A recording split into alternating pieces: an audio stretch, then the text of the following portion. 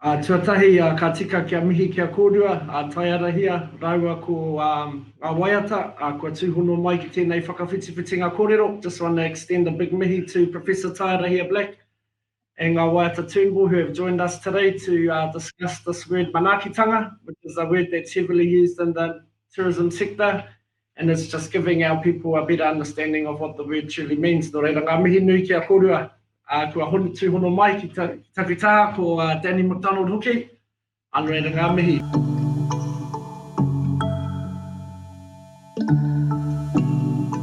In terms of being on the marae, growing up in Ruatoki, Ngāwaiata, or in Ruatahuna, around your kuia and your kaumatua, and on your papakainga, on your marae, what did Manaakitanga look like, smell like, feel like? Manaakitanga for me, and I think for a lot of us, is it's he momo wairua. It's a consciousness. It's an attitude. It's a way of looking at how you move in the world. And definitely, ka haere ana ki te awa when you go to the river. You teach o tamariki kaua e tūkino i te awa. If you see rubbish, you have your moan and you pick it up. Because obviously there's people out there that have got a bit of a gap in their approach to appreciating the taonga that we have, which is our awa. So as the professor said, we are the example to our tamariki, and it begins in our homes, how we take care of each other.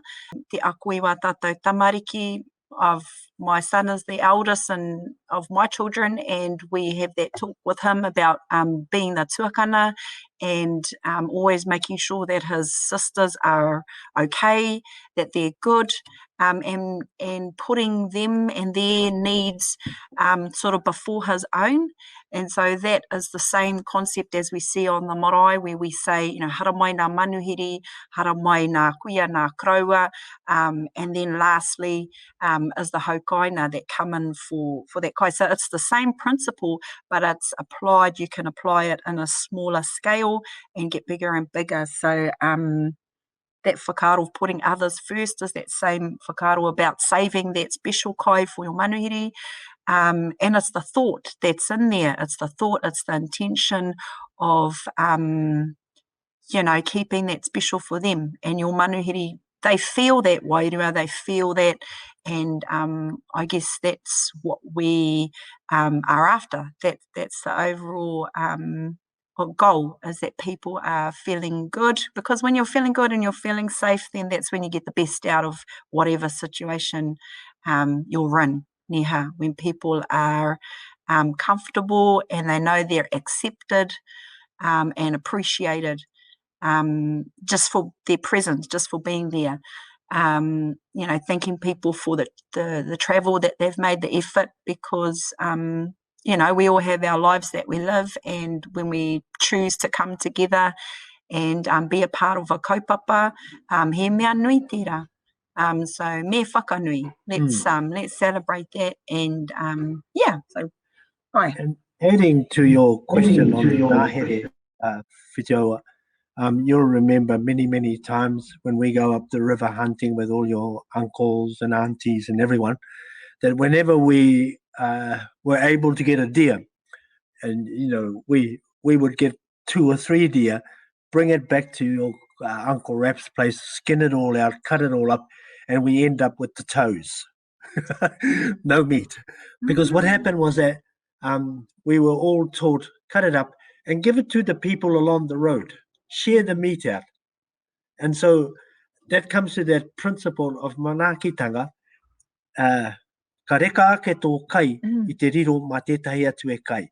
Your food will be much tastier and more beautiful to eat if you give it away for someone else to eat. And knowledge is like that. Knowledge is like that.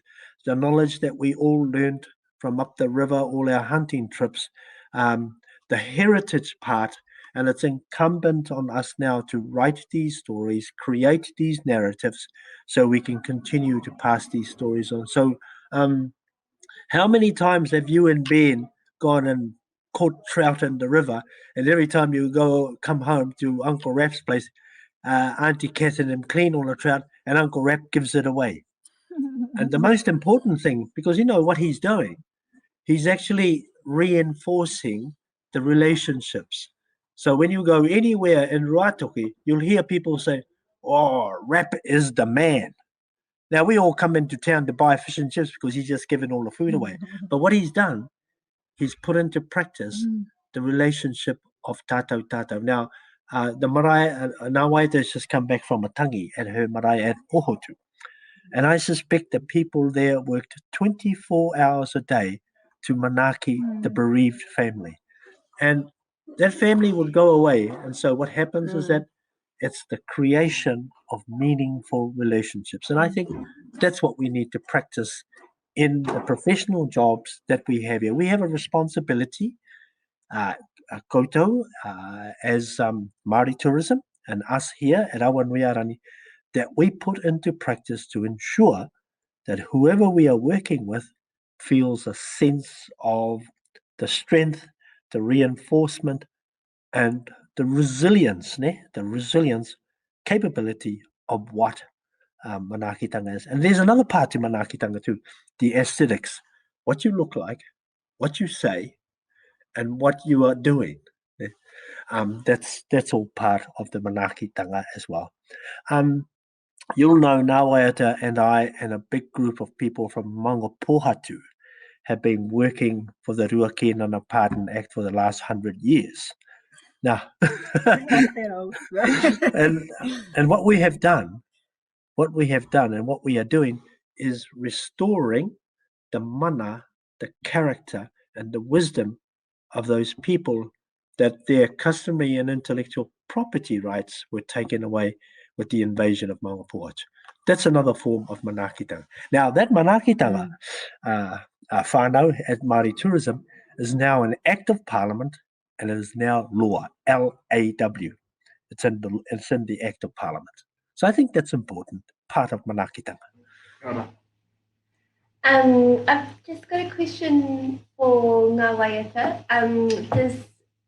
You're speaking around Manaakitanga with manuhiri. Does it just do we only manaki with manuhiri, or do we manaki other people, or do we just manaki people? Yeah, everyone and everything, Manaakitanga. It's koia. That's the short answer. Can I just give you a good example of what happened to me yesterday? Ngāti Awa Kura Kaupapa rang me up yesterday and he says to me, "Hey, if you have a moment, can you just pop down to school? I need to talk to you because I want you to come to school next Monday to talk to my year 11s and year 12s. And this is an immersion school." So on the way, and Whitiawa and Ngāwaiata have got 2 nephew and niece there. So on the way, I stopped at the garage and bought 10 packets of chippies because there was no way I was just going to buy 1 packet for the mokopunas.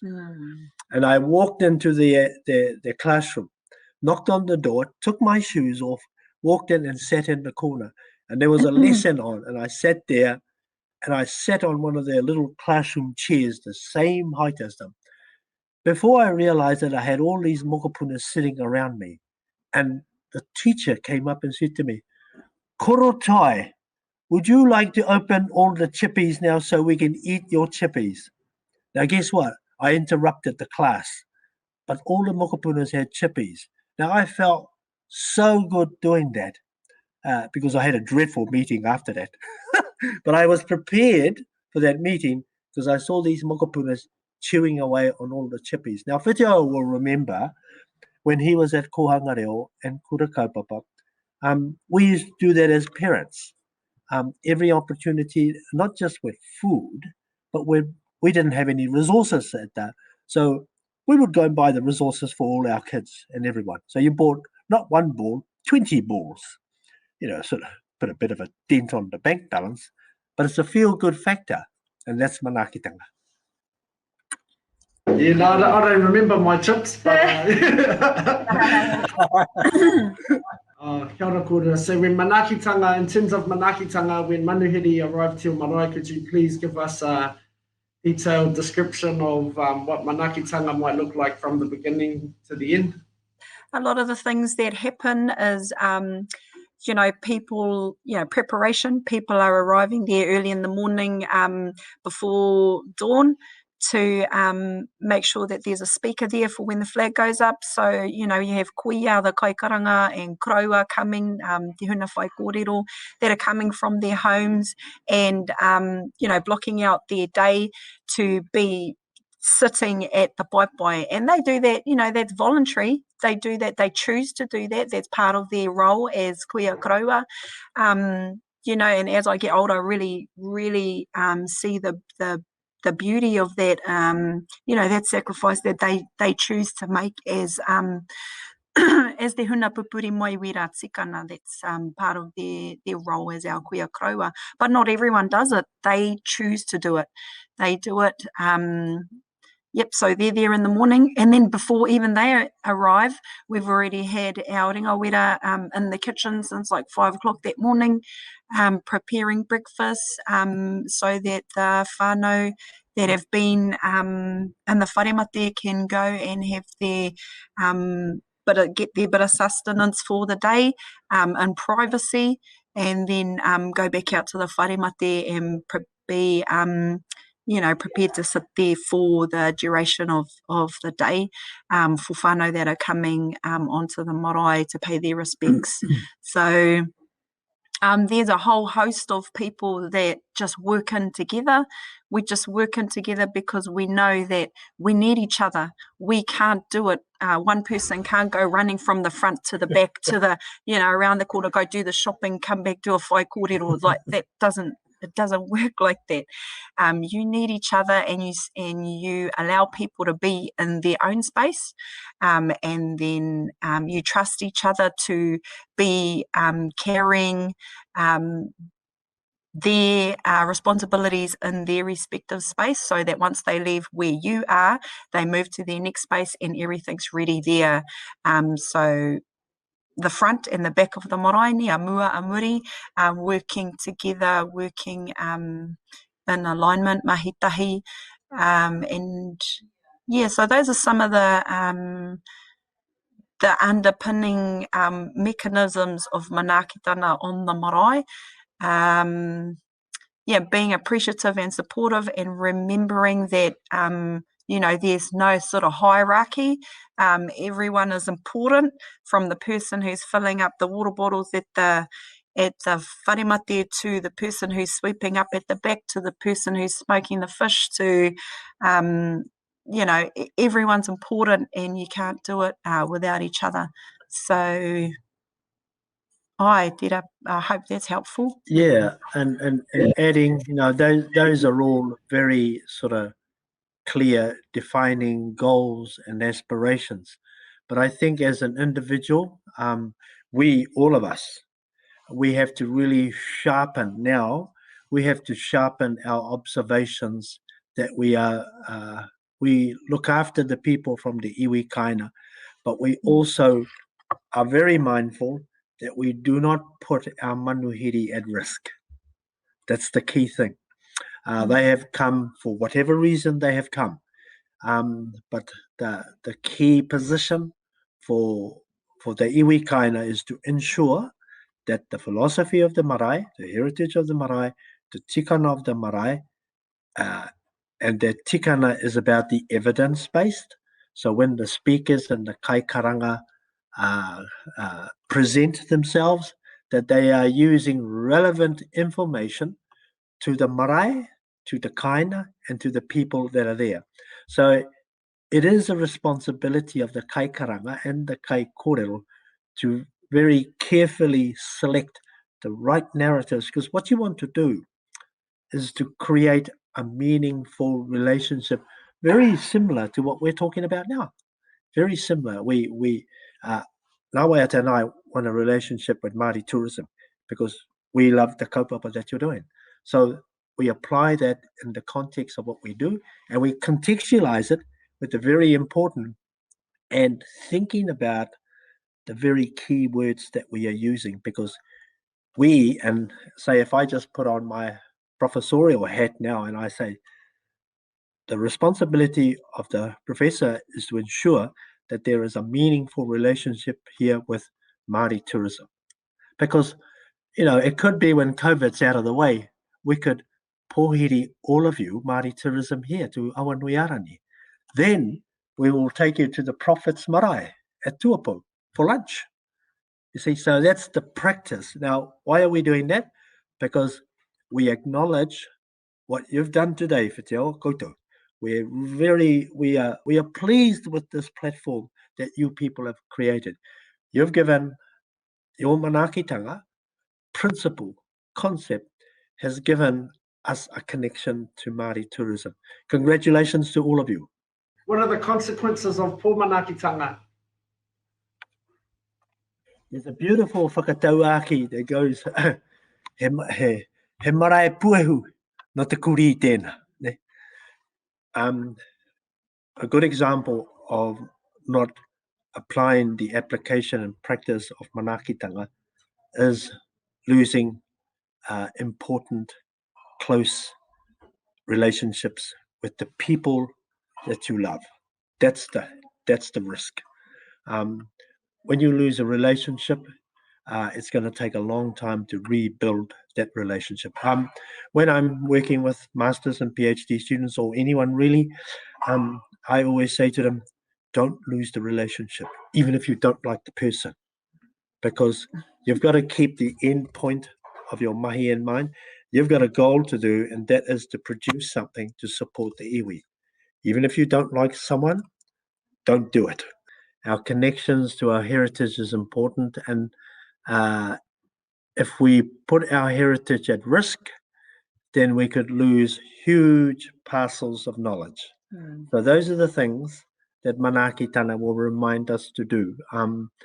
In a traditional sense, whatever that's happened in the past, we need to rebuild that part of our heritage and take the essential significance of that heritage into this new world. And that's you can go into, I tell you the way to find out yourself. Just walk into a kohanga or a kura kaupapa or an immersion school, or go to a marae and look at the mokopuna. Now, every mokopuna, and then, if I'm putting on my hat now, every mokopuna that I see now, I have a responsibility to that mokopuna, because I'm sitting at the apex of what's called the professorial level.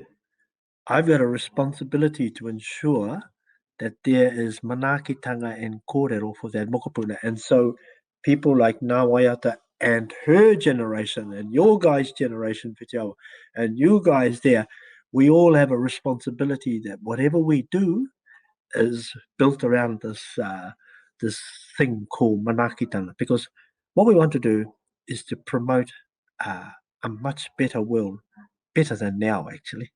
And I know we can do it. When I was at Massey University, my old boss was Professor Mason Dury, and everyone knows Mason Dury. And Mason Dury said to me one day, Tai, every time you run the school or run a kaupapa, things could be falling around all over the place, but you're very optimistic. There is hope. And I says, yes. Our father, every time we used to go hunting, we would hop on the horses, and Dad would be sitting on his horse in front of 10 kids, and we were all 2 of us on each horse. And there was a storm. It was raining hard, and we were heading up the river. And then we would stop somewhere before we crossed the river, and we would say to our father, "Hey, Dad, the river is flooded. We will be washed down. We will get caught in the flood." And he'll just roll his cigarette, look at us, and go, it won't rain very long. So he had this optimistic view. Whatever hazard that was there, he always said to us, look over the top of it. Now, Dad was 28 Māori Battalion, and that was the view that they took into the trenches and casino everywhere when they were fighting the enemy. Some of them had no guns, but they were very optimistic, and they kept that optimism throughout life. And so add optimism and hope to this word called Manaakitanga, and the points, the very good points that Ngāwaiata is just talking about. Yes. Oh, yeah. So if you were to give advice to, we're talking about the tourism sector here. So if we were to give advice to providers that are on whenua that ain't theirs, how would you direct them in regards to Manaakitanga, to the mana whenua? How could they create a relationship with the mana whenua that they're on? Oh yeah, that's vital. I think that's so important because you know, a lot of the attraction or beauty of the place that your manuhiri are coming to is that local identity, that local flavour, those stories, those narratives that belong to that place. Nā mauna, nā awa, wera mea katoa, talking about the stories behind the mountains, the rivers, the place names, all of those things, dare I say it, add value to the overall experience for manuhiri. So it's critical that tourism operators have that relationship with mana whenua, with the haukaina, and that is as a prof's already said, relationships are everything, at the centre of everything. So mutually beneficial relationships where you know you're building each other's capacity, skill base, knowledge base, those types of things. Yeah, absolutely, it's very important for operators to have that good connection with their haukainga. Yeah. Personality, your personality, your persona, the way you express yourself. I think we all should be aware of how we do that, and especially in those in the points that you raise, Whitiawa, of that high risk. Eh? I would walk into a situation like that, looking at always at the possibilities. How can we make this work? How can we make this situation work? I would not use terms that would play off the two groups together. I would not use words that, well, here we are. We have reached this point now. In my own work with Maunga Pohatu, I've been lucky to work with Ngā tōna o ngā tamariki ai haraira. Now, often when we are at the cold face of dealing with the Maunga Pohatu case with the Crown, I'm sitting there and the discussions are going. And then as soon as our kaumātua leaders suspect that there could be some hazards here, putting our people at risk, they would look at me and go, e tai, pehea ki a koe, tai, how shall we do this? And I would say to the opposition on the other side of the table, can we find a way around this so we can develop something that is more intergenerational? Now, if you use words like intergenerational, you'll find that people will shift their own personalities, because often it's that strong personality that comes in without the thought for intergenerational. Now, when you do research, you're building the philosophy of the kaupapa. You're adding on our tikana like manaki, kaitiakitanga. You are presenting evidence, oral and written evidence. And then the last point is, and a very good one, is that ensure that the comments that you are making are intergenerational. Now, you're not going to fix it right at that moment.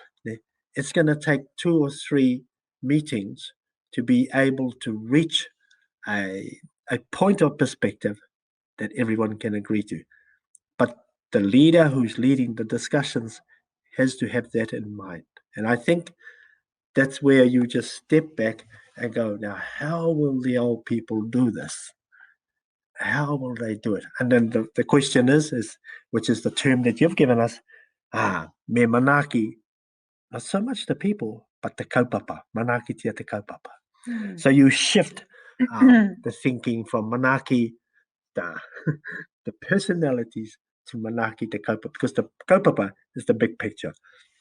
It's always a good idea when I'm working with our people here, with our masters and PhD students, they'll look at me and they'll say, "Oh, is that chapter 1? Gee, how many more chapters to do?" And I always tell these people, keep looking at the end point. When you complete this, keep thinking to yourself how rich this writing will be for the people that you serve and represent. So yeah, just have some belief in yourself, I suppose. That's one of the key things. The other thing too, and probably the last point, is that talk to people that you trust will give you good ideas, good way forward. Have a group of people that you can sort of talk to about some sticky questions, and that's always a good idea to do that. Okay. O te ara kia ora tātou, kua ea te wā ki wāngai a tātou, but I really want to send our big mihi to both of you for joining us today, and it's been a privilege and an honour to have you join us in this discussion panel about Manaakitanga, and ngā mihi nui kia kōrero papa, e me te whanaunga, ngā mihi nui. Tēnei te mihi nui atu kia kōrero kia koutou.